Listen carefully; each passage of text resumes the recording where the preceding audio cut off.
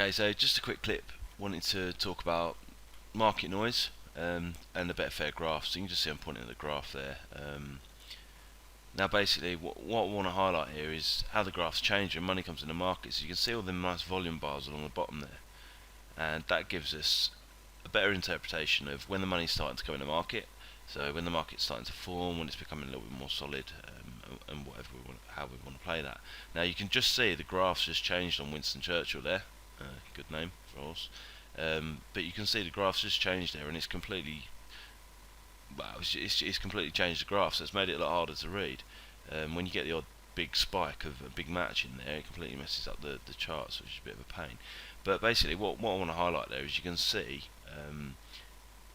over time when the graphs start, and I'm talking about all the graphs now along the bottom, when they start, there's very little volume matched on the market. So then price movements, although they might not be irrelevant, they're pretty weak indicators as it were. So it's only when the volume picks up, and you can see now the nearer end of the graph, the part of the graph that's actually being produced, you can see that the market becomes that bit stronger, and it's easier to read the graph. So I'm just going to lay this mark in cash for favourite because, well, part of the reason, seeing that the market's picked up, you can see that there's money being matched on all the different runners, but this market cash is pretty weak. But you can also see where it started to drift, there's been a little bit of extra volume. Now, I'm not saying that's like gospel, that's something that's going to happen every time, but you see a little bit more volume and the price has started to drift, so it's almost like there's a little bit of weight. And I'm not talking about unmatched money, weight of money, but I'm talking about like the matched volume going through the market's weight of money. So we'll just see if that evolves, and it's going to tick or so. I'd like it to go a little bit further and take sort of half that stake out straight away. As you know, that's sort of how I operate from my videos. But yeah, the graphs can be useful at times as long as you look at them correctly. Because if you're not looking at them correctly, then or you're going, okay, look, the price has come in, but you're not actually paying attention to where the match money and the volume of money is. Now sorry, just to deviate there, this isn't getting going as much as I thought it might for a second there, so I'm probably going to have to take most of my stake out in a second.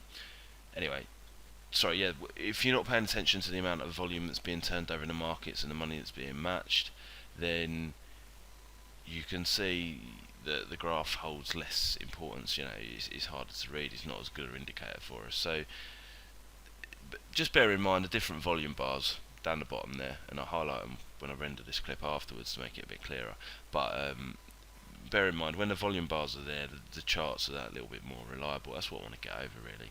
And the market noise bounced around all over the show beforehand, which is on the graphs also, the charts down the bottom, the Betfair charts, is far less useful when there's less volume going through the markets there. But again, you've got to appreciate, if there's a big match, then it can kind of mess up the chart as well. So it's just a quick one, just a bit of an observation that I thought, I'll take for granted, maybe others don't, but I'll just close that trade out there because this has really not gone much of a drift that I expected right now.